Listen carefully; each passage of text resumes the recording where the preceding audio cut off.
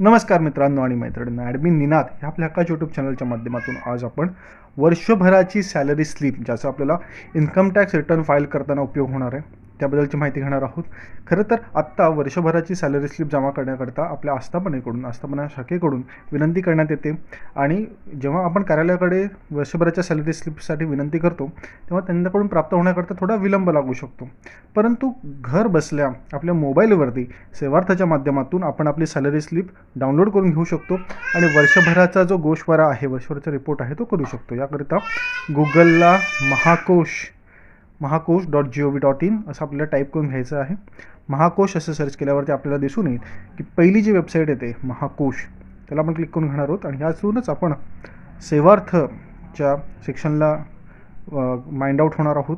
याकरिता आपल्याकडे जे सेवार्थ सेक्शन आपल्याला दिसतं, निवृत्त वेतन वाहिनी आहे, सेवार्थ आहे, त्यातील सेवार्थला आपल्याला क्लिक करायचं आहे. सेवार्थकडे गेल्यावरती आपल्याला आपला युजली जो आपला सेवार्थ आय डी 11 डिजिटचा कोड आहे तो टाकून घ्यायचा आहे.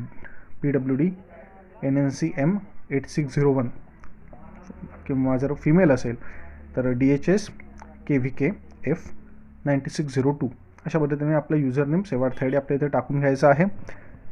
युजरनेम आपला व्यवस्थित कुठलाही आकडा किंवा कुठलाही डिजिट अल्फान्यूमेरिक कॅरेक्टर व्यवस्थित टाकून घ्यायचे आहे. ते टाकून झाल्यावरती आपल्याला पासवर्ड टाकायचा आहे. ज्यांनी नवीनच पे स्लिप काढायची आहे त्यांच्यासाठी IFMS 123 हा पासवर्ड असतो, तो आपण टाकून घेऊ शकतो किंवा नव्याने आपण सेट करून टाकून घेऊ शकतो. आपला पासवर्ड टाकून घ्यायचा आहे.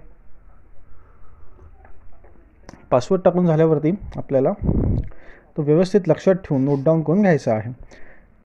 जर पासवर्ड रिफ्रेश करण्यासाठी सांगत असतील तर ही विंडो डिलीट करायची, पुन्हा एकदा नवीन विंडोने आपण टाकू शकतो.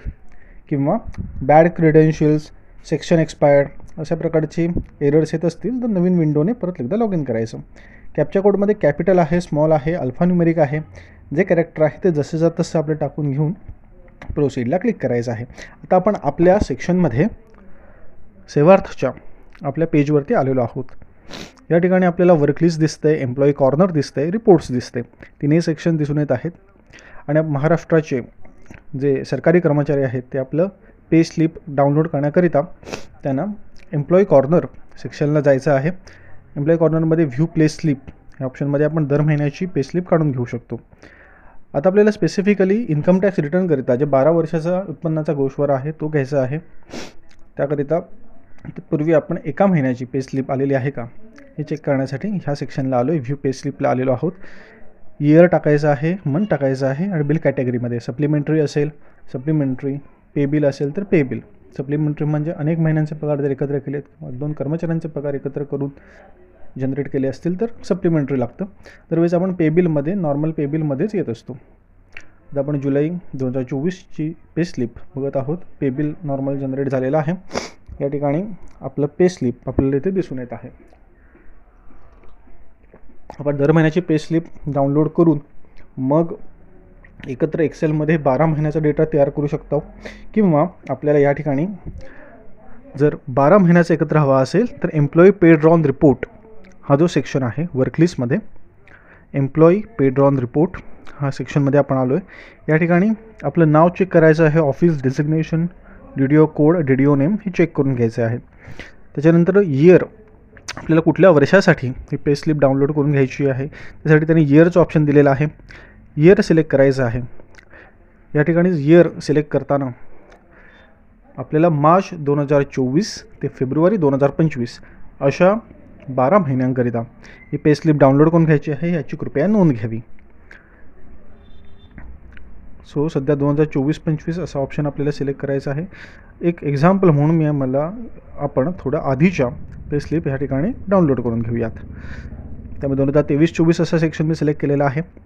जनरेट रेग्युलर रिपोर्टला क्लिक केल्यावरती आपल्याला 12 महिन्यांचा पेड ऑन रिपोर्ट ह्या ठिकाणी प्राप्त झालेला आहे. सो अशा पद्धतीने आपल्याला दर महिन्यामध्ये किती पगार होता, आपले डिडक्शन्स किती झाले, आपल्याला अलाउन्सेस किती मिळाले, या सगळ्यांची उत्तमभूत माहिती या सेक्शनमध्ये आपल्याला दिसते आहे. आणि ह्यातून हे जर आपण डाउनलोड करून आपल्या CAकडे किंवा आपल्या आस्थापना शाखेकडे जर दिलं तर आपल्याला वर्षभराचा टॅक्स कॅल्क्युलेट करण्याकरता त्यांना ग्रॉस अमाऊंट देखील मिळणार आहे. सो अशा रीतीने या संपूर्ण व्हिडिओमध्ये आपण सेवार्थवरून कर्मचाऱ्यांच्या सोयीने माहिती बघितलेली आहे. या व्हिडिओमधून जे आपल्याला इनपुट्स मिळालेले आहेत ते जरूर प्रत्येक शासकीय कर्मचाऱ्यांपर्यंत पोहोचवा आणि अशाच नवनवीन व्हिडिओकरिता ॲडमिन दिनात आपल्या हक्काच्या यूट्यूब चॅनलला जरूर लाईक शेअर आणि सबस्क्राईब करा. आपला मनपूर्वक आभारी आहे. धन्यवाद.